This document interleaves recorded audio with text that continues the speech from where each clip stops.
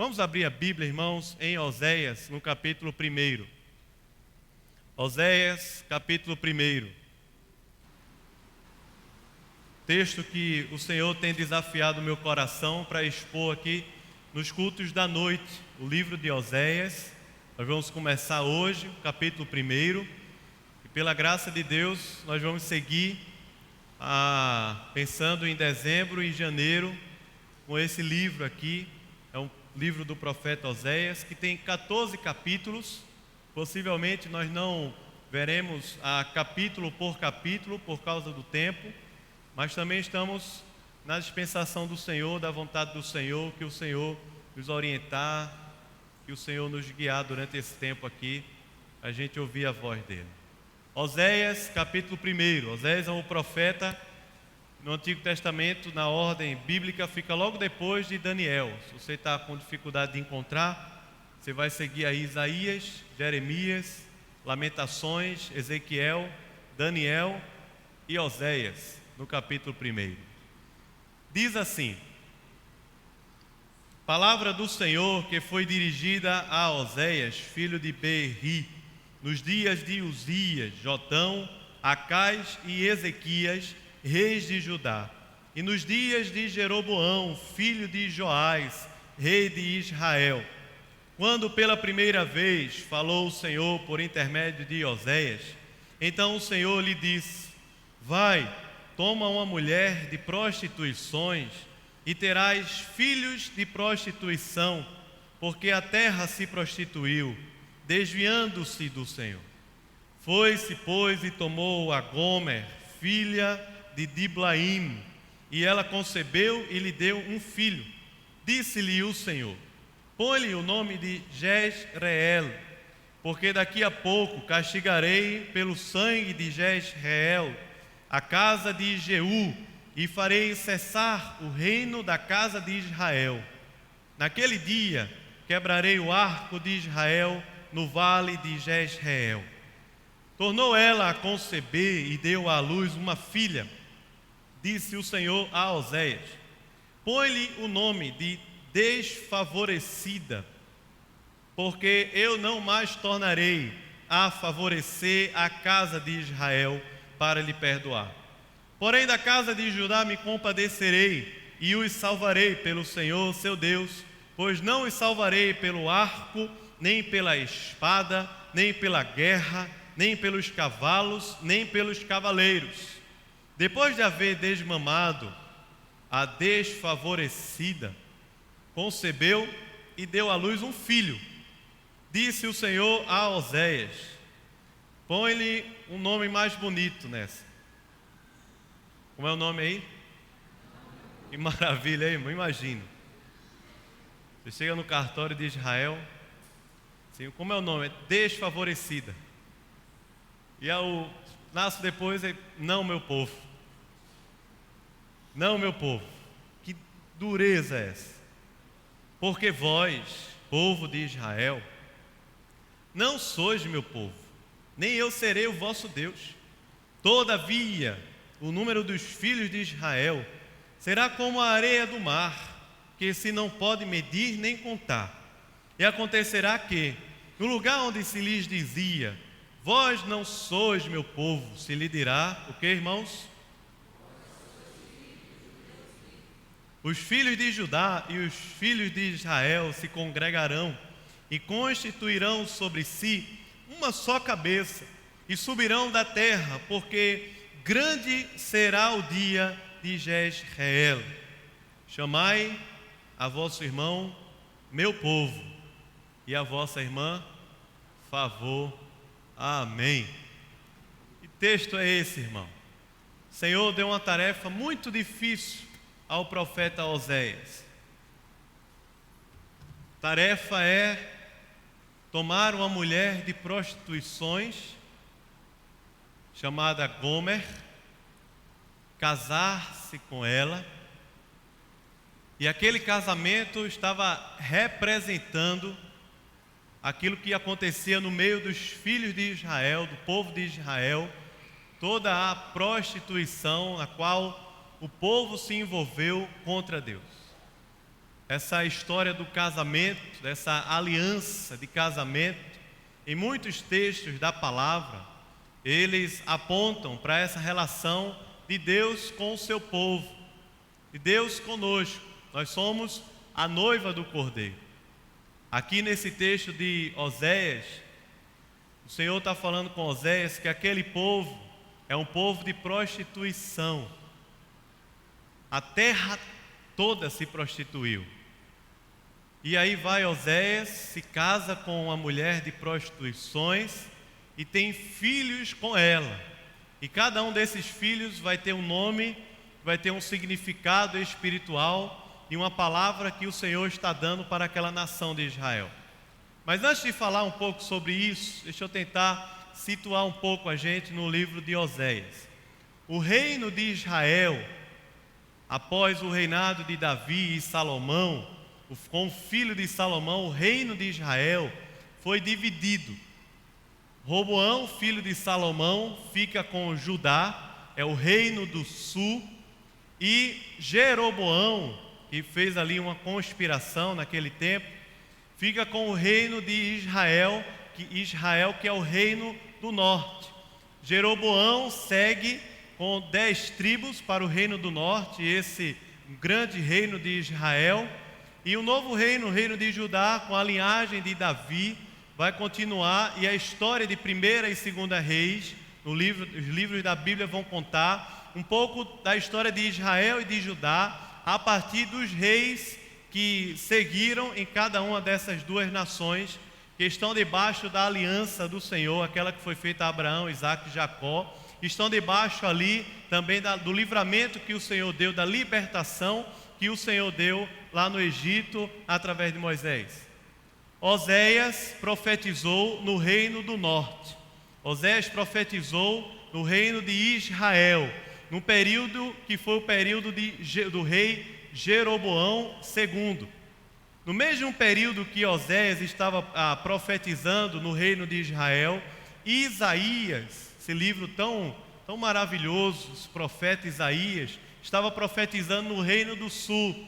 Por isso que o texto vai começar falando sobre os reis, que são os reis do sul, que fizeram parte ali do mesmo período ali da profecia de Oséias, como também da profecia de Isaías no reino do sul.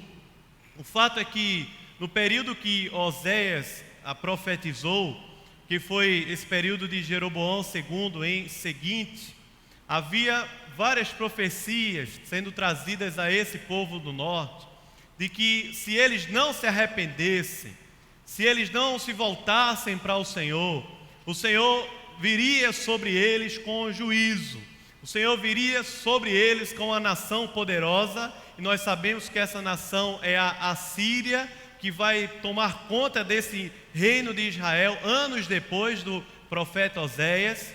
Essa nação da Assíria, ela vai destituir o reino de Israel, vai destruir, vai misturar o povo de Israel, e esse povo de Israel vai chegar nos tempos de Jesus como sendo os samaritanos. O fato é que Oséias está profetizando aqui no reinado de Jeroboão II, antes desse reino da Assíria vir sobre eles, clamando a esse povo para que se arrependam da sua prostituição, busquem ao Senhor e se voltem para o Senhor. Jeroboão II reinou durante 41 anos na terra de Israel. Mas Jeroboão II já é de uma linhagem de conspiração, porque a história dos reinos de Israel é uma história de tantas conspirações.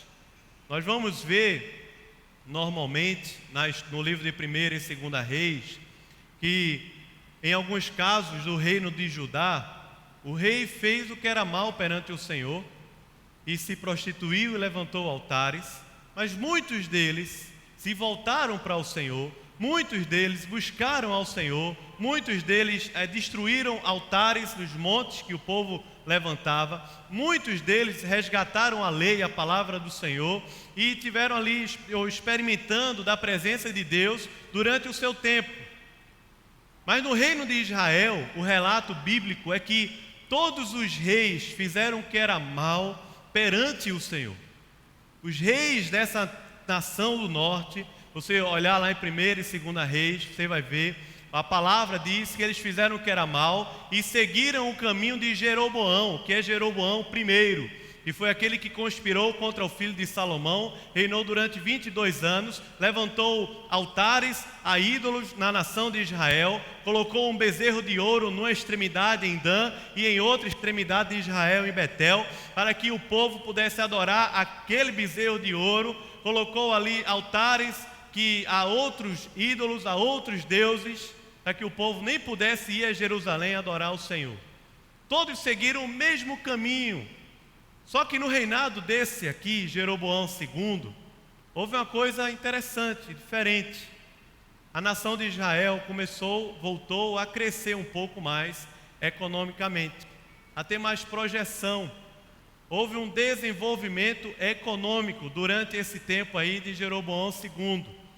Diferente do que vai acontecer depois, os outros reis e as outras conspirações, mas parece que, e a Bíblia muitas vezes vai mostrar isso, e tempos de prosperidade econômica, quando de repente as coisas vão melhorando no bolso ou em casa, a nossa fé e a nossa devoção vai se enfraquecendo também e vai diminuindo e vai perdendo força, e a gente começa a seguir outros caminhos e não o caminho do Senhor.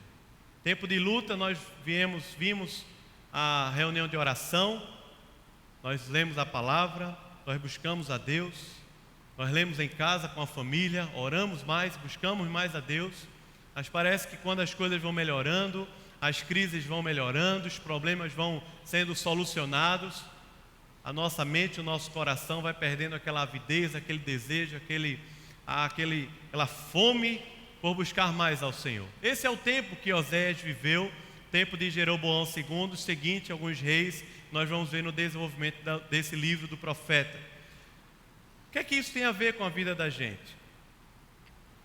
Oséias diz assim, logo no seu primeiro capítulo, quando ele vai lá e é mandado pelo Senhor para tomar Gomer, como uma mulher de prostituição, ele se casar, o Senhor diz a Oséias assim: a terra se prostituiu.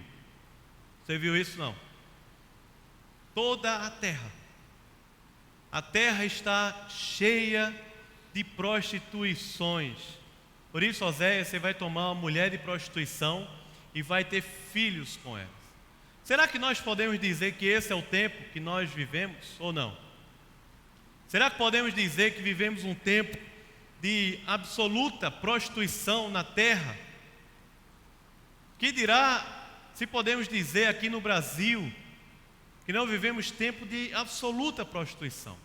Normalmente nós vamos atribuir a prostituição, porque é assim o seu termo, a uma questão sexual. Há uma questão na nossa mente de prostitutas, de pessoas que nós vamos pagar para ter sexo. Essa expressão da prostituição na Bíblia, ela diz um pouco mais do que isso. Ela aponta para uma infidelidade, ela aponta para um caminho duplo que existe na alma, que existe no coração da gente. É só vermos, por exemplo, Tiago, no capítulo 4, lá no Novo Testamento, ele vai dizer assim à igreja, ao povo de Deus, infiéis, que aquela expressão que ele usa em Tiago capítulo 4 é adúlteros. Adúlteros. Não compreendeis que a amizade do mundo é inimiga de Deus? Todos, pois, que querem ser amigos do mundo, constituem-se inimigos de Deus. É assim a expressão de Tiago, de que essa infidelidade, ou ânimo duplo, ânimo dobre, que toma o nosso coração, é um caminho também de adultério espiritual e de prostituição. Será que nós podemos dizer que vivemos em tempos de prostituição ou não, irmão? Nós olharmos para aquilo que é mais projetado, aquilo que é mais visível, rapidamente a gente vai detectar. Nós vamos olhar para a corrupção no Brasil, olhar para a política no Brasil. Será que nós podemos dizer que vivemos em tempos de prostituição na política ou não? Está lá, tanta corrupção, tanto caixa 2. Não confiamos mais em políticos. A gente pode pensar na família, tantas histórias, tantas crises, tantas separações, tantas dificuldades que temos vivido na família hoje no Brasil. Será que podemos pensar que vivemos tempos de prostituição ou não? Recentemente, no MasterChef, que é um programa de culinária, MasterChef tem o adulto e tem o infantil. Muita gente está rindo porque gosta, né, de assistir. Aí, no infantil, veja que coisa, irmão. MasterChef infantil, uma criança de 9, 10 anos, estava fazendo um dos pratos lá com uma roupa curta. E começou-se a publicar no Twitter do MasterChef, um bando de homens, gente no Brasil, cobiçando aquela criança de 9, 10 anos e colocando na sua própria rede social palavras de baixo calão, palavras de prostituição, desejando aquela criança. Vocês dizem, isso é um absurdo. Mas não sei você, mas perto de mim eu vejo muito isso. Nas escolas existe muito isso. Nas universidades, entre vizinhos, nós vemos muito isso. E há um sério risco, porque essas coisas, o povo de Deus não está imune a essas coisas. Talvez eu esteja falando aqui de coisas, de fatos, que estejam passando pela nossa vida, pelo nosso coração. Os jovens, quando começam a namorar, preferem ter relação sexual antes do casamento, a esperar até o dia do casamento e se consagrar ao Senhor. E o número de jovens cristãos que vivem a sexualidade antes do casamento, de acordo com estatísticas no Brasil, nos Estados Unidos, é absurdo. Que vivem a sexualidade antes do casamento e pensam que isso não tem problema, não é pecado nenhum. Será que nós vivemos em tempos de prostituição, irmão? A pornografia, que é uma maneira oculta de alimentar a lascívia, o adultério na alma, o pecado na carne, que tem diversos meios e caminhos para tomar conta da vida da gente, do nosso coração. Será que nós vivemos tempos de prostituição ou não, irmão? Não estou falando agora do mundo. Em nenhum momento eu estou falando do mundo que não conhece Deus, mas de coisas que parecem estar próximas de Deus. Pessoas que, por exemplo, se assinam a carteira para receber um salário e não trabalham. Nós vimos agora aqui em Recife aquela história da senhora que virou meme na internet. Está lembrado? Uma jornalista estava querendo falar com a senhora, uma mulher que estava vindo da Câmara de Vereadores, e a mulher, quando viu o jornal, saiu correndo, e a mulher, senhora, senhora, e aí virou meme com obra na literatura lá e tudo mais, porque aquela mulher, ela assinava o ponto para receber o dinheiro, mas não trabalhava. Tantos cristãos, tanta gente, tantas histórias, tantas coisas, a homossexualidade, a sensualidade, a maneira como nós festejamos os fatos e eventos da nossa vida. Os cristãos fazem festas como pessoas do mundo, regadas à bebida e a músicas de baixo calão, cheia de sexualidade e impureza, cheia de pornofonia, cheia de tanta coisa. Casamentos, aniversários. Será que vivemos uma terra de prostituição ou não, irmão? Parece que no meio do arraial do povo de Deus, nós queremos confinar a santidade de Deus ao templo, confinar a santidade de Deus na minha vida a esse lugar aqui, e esse lugar, por este lugar, não tem de santo nada.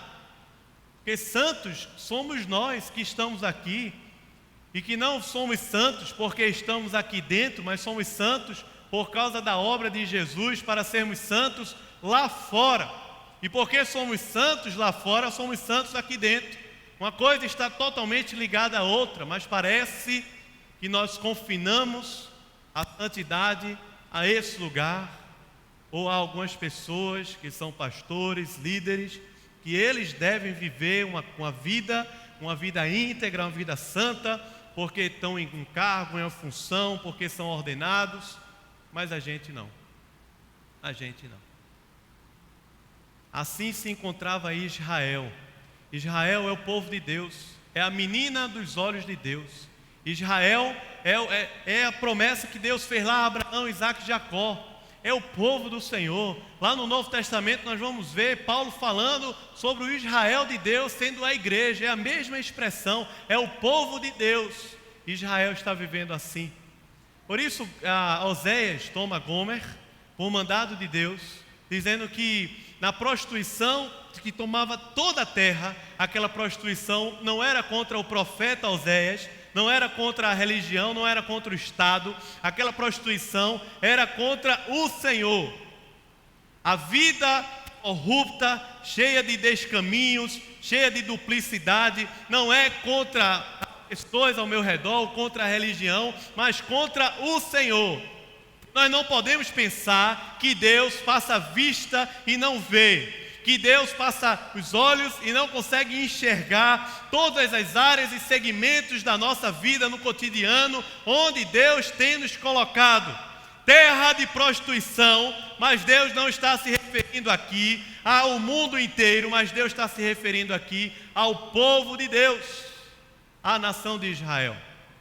Veja que não tem como a prostituição gerar vida. O que se gera da prostituição é o desfavor. O que se gera da prostituição é a perda da identidade do povo de Deus. O que se gera da prostituição é o juízo de Deus, chamado de Jezreel. O que se gera da prostituição não pode ser consagração, louvor a Deus. Não tem como isso acontecer. A única coisa que pode ser gerada pela prostituição, pela vida dupla, é a prostituição e a abominação diante do próprio Senhor, que dos altos céus vê e olha para nós. Por isso que segue a história dos filhos. Oséias toma Gomer e tem o primeiro filho. Como é o nome do primeiro filho? O primeiro. Jezreel. Versículo 4. Primeiro filho, como é? Jezreel. Que nome estranho é esse? Jezreel. Ele vai continuar explicando por que esse nome Jezreel. Está apontando para um juízo de Deus, mas esse nome no capítulo 2 vai apontar também para um favor e um livramento de Deus, como também aqui no final do capítulo 1. Diz assim: porque daqui a pouco castigarei pelo sangue de Jezreel a casa de quem? Está aí ou não? Versículo 4. A casa de Jeú, e farei cessar o reino da casa de Israel. Deixa eu tentar explicar, porque são tantos nomes complicados, tantas histórias. Vou tentar simplificar para a gente entender isso, entender bem o texto. Está sendo um desafio para mim expor esse texto, porque é um texto difícil, e eu quero muito que seja a graça do Senhor, edificação, e não somente conhecimento da palavra, ou perdão, conhecimento dos fatos, das informações. Jezreel foi um lugar que na época do rei Acabe, o rei Acabe é aquele cuja mulher Jezabel perseguia o profeta Elias. Nós vamos encontrar isso lá em 1 Reis, a partir do capítulo 16, 17 em diante. Esse lugar Jezreel foi um lugar em que Acabe cobiçou a terra, que era a terra de Nabote. 1 Reis, capítulo 21, diz que Acabe foi até essa terra, que ficava ali na tribo de Issacar, e queria aquela terra porque era uma terra fértil, era uma terra bonita, e o rei Acabe queria construir ali uma casa de veraneio. Então ele foi lá em Porto de Galinhas, foi lá em Gravatar. Eu quero comprar essa terra aqui, porque eu quero passar quando eu tiver, depois da guerra, quando eu tiver de férias, quando eu tiver doente, eu quero vir para cá e quero descansar um pouco. Só que aí Nabote diz assim: olha, essa terra é de herança, eu não posso lhe vender. E aí Acabe volta, fica triste em casa. A esposa dele, Jezabel, diz: Nabote disse que não vai vender, então vou resolver esse negócio, Acabe. Jezabel era aquela mulher que mandava. Uma pregação no YouTube até falando sobre esse casal, que é o homem banana e a mulher abacaxi. Jezabel é essa mulher que mandava, perseguia os profetas. Ela vai se tornar sinônimo de idolatria e prostituição em toda a Bíblia. Lá em Apocalipse nós vamos encontrar o nome dela. Jezabel vai lá na casa de Nabote, pega Nabote diante dos governantes e diz: olha, esse cara aqui, ele blasfemou contra o rei, deve morrer. Nabote morre, sua família, ela volta para casa e diz: presente de Natal. Acabe, nem tinha Natal, não é? Mas um presentinho aqui. Acabe, você ganhou a terra, vamos construir uma casa. Acabe vai lá e constrói. Mas aí o profeta de Deus vai lá e tira a cereja do bolo. Vai lá em Jezreel e diz: Acabe, aqui nesse lugar virá o juízo de Deus sobre você, e a sua casa, e a sua família, e os seus filhos, e a linhagem de descendente que se tornaria reis de Israel, vai ser morta. Vou usar um cara chamado Jeú, e Jeú vai dominar, vai tomar Jezreel, vai tomar o reino. Jeú vai ser o rei de Israel.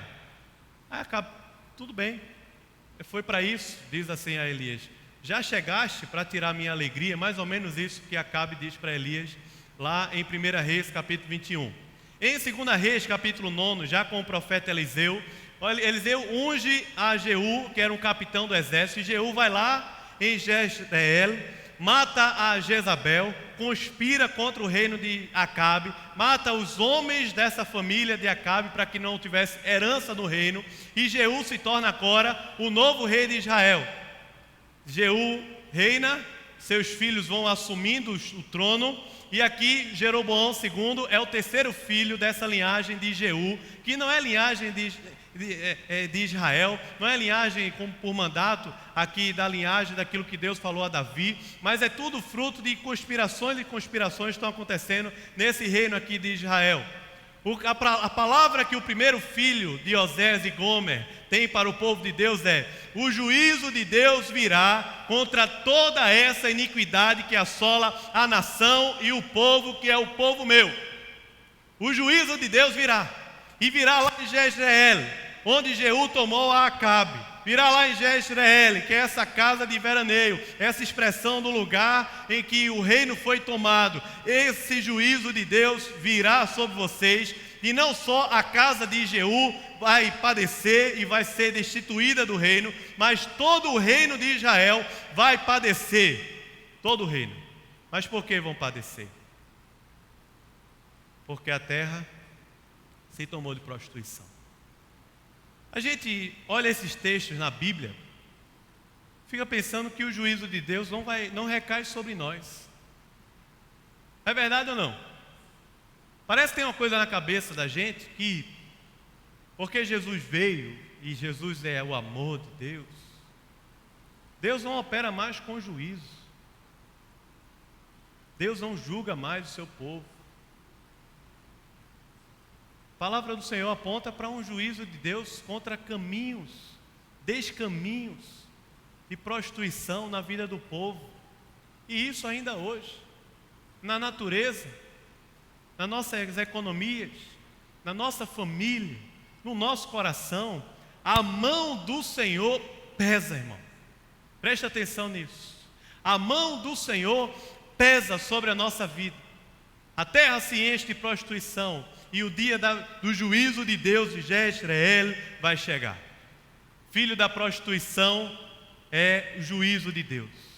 O que a prostituição gera na nossa vida não é o amor e a graça de Deus, não é a vida de Deus, mas é o juízo de Deus. A mão do Senhor pesa sobre nós. Os ossos vão perdendo as forças. O vigor vai indo embora. Salmo 32 fala isso. Não tem mais vigor. Eu preciso confessar o meu pecado diante do Senhor. O segundo filho de Oséias e Gomer, como é o nome do segundo filho? É uma filha. Agora é uma menina. E o nome dela vai ser? Nome lindo. Deixe você, meu amor. Nasceu. Eu olho para ti, é desfavorecido. Desfavorecido. Que nasce da prostituição é a perda do favor de Deus sobre a vida do seu povo. Essa expressão aí do favor no texto original vai apontar para um amor profundo de Deus. E esse é o tema do livro de Oséias. É o amor profundo, é a aliança profunda de Deus, são as misericórdias de Deus pela nossa vida. Segundo filho aqui de Oséias e Gomer, apontando para um juízo de Deus, um desfavorecimento de Deus, a falta do amor de Deus, a falta da misericórdia de Deus, a falta da compaixão de Deus sobre a vida do seu povo, porque a terra se tomou de prostituição. Veja quando ele diz assim, que eu não tornarei para perdoar. A ideia também que a gente pode tirar desse texto, no original, como se o Senhor estivesse dizendo a Oséias o seguinte: vocês vão perder tudo. Tudo vocês vão perder por causa desse caminho, que é um caminho de iniquidade. E assim, o que é gerado desse caminho de iniquidade, o fruto desse caminho de iniquidade, é o próprio desfavor, é a própria falta de graça, de amor, de misericórdia, porque Deus não comunga com caminhos pecaminosos. Deus não comunga com o coração dividido. Deus não faz parte de um caminho no qual a gente vai repartir a vida, dizendo que tanto por cento é para Deus e aqui ninguém mexe, é meu, eu faço o jeito que eu quiser. Deus não comunga nesse caminho.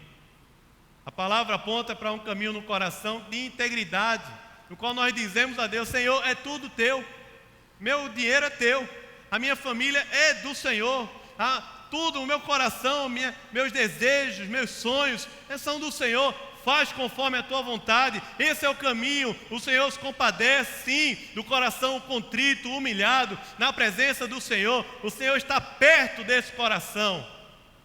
Mas o que é gerado de um caminho de iniquidade duplo é o desfavor de Deus, é o descaminho, é a falta do amor e da compaixão. Terceiro filho, como é o nome dele? Não, meu povo. Veja que esse terceiro filho, ele vai apontar para uma aliança de Deus. Não, meu povo, é o terceiro filho. Essa é a expressão muito usada na Bíblia para falar da aliança. Eles serão o meu povo e eu serei o quê? O seu Deus. Em Êxodo nós vamos encontrar isso, com Moisés, Êxodo capítulo 6, em Levítico também, a expressão de aliança, de amor de Deus, eles serão o meu povo. Que povo é esse? É aquele que estava lá escravo no Egito, que o Senhor deu livramento, e passou pelo Mar Vermelho, indo até a terra da promessa, que Deus tinha falado a Abraão, a Isaque e a Jacó. Estava a caminho daquela terra, o povo que recebeu o livramento da opressão, da escravidão do Egito, e passou pelo mar, e estava caminhando no deserto, rumo a essa nova terra. Eles serão o meu povo, aquele povo que celebra a Páscoa, aquele povo que está debaixo do sangue do Cordeiro, que os livrou na 10ª praga do Egito. Eles serão o meu povo. Essa expressão profética também nós vamos ver em Isaías, em Jeremias, em Ezequiel. A mesma expressão, Deus falando com o povo: eles vão ser o meu povo, eu serei o seu Deus. Essa é uma palavra de aliança. Essa é a aliança de Deus que afirma aquilo que nós somos, afirma a nossa identidade. Mas o que é gerado de prostituição faz a gente perder até a identidade. Tiago, no capítulo 1, citei o capítulo 4, agora o capítulo 1, ele vai dizer que aquele que ouve a palavra e não pratica é semelhante ao homem que olha o seu rosto no espelho e depois esquece. Esquece quem é, esquece a sua identidade, esquece que o que lhe afirma é o Senhor, é a palavra que encarnou, que nos ama, que foi morta na cruz por nós. É o Verbo que se fez carne, habitou entre nós, cheio da graça, cheio da verdade, cheio da glória de Deus. O que é gerado da prostituição é a perda da identidade. Vocês não serão mais o meu povo, não o meu povo, porque Deus não comunga com esse tipo de caminho. Mas aí, diante desses 3 filhos, Deus continua a falar com Oséias. Diz assim: todavia, há uma promessa de Deus. Todavia, o meu povo será como as areias do mar. O meu povo será numeroso, grande. Todavia, há uma aliança mais forte de Deus. Todavia, há uma restauração de Deus. Todavia, há ainda um caminho da oportunidade de Deus para nós nos voltarmos para o Senhor, nos voltarmos para essa aliança do Senhor, para o amor do Senhor, para as misericórdias do Senhor. Todavia, ainda há um caminho. Todavia, ainda há tempo para a gente buscar a Deus. Todavia, ainda há tempo para nos humilharmos na presença do Senhor e clamarmos pela nossa vida, clamarmos pela nossa terra de prostituição. Que só pode gerar juízo, desfavor e perda da identidade. É assim que o profeta termina esse capítulo 1. Traz o juízo de Deus, traz a realidade do nosso coração. Está falando aqui do povo de Deus, o povo de Israel. Traz essa realidade de descaminhos na nossa vida e prostituição, mas traz também uma palavra de graça, dizendo: é tempo de voltar. O vale de Jezreel vai se tornar um vale de bênção, de graça. Nós vamos encontrar no livro de Oséias várias vezes a palavra das misericórdias e benignidade de Deus, a Hesed. É o amor forte, profundo da aliança de Deus, que é um amor que não se quebra, é um amor que não pode se quebrar.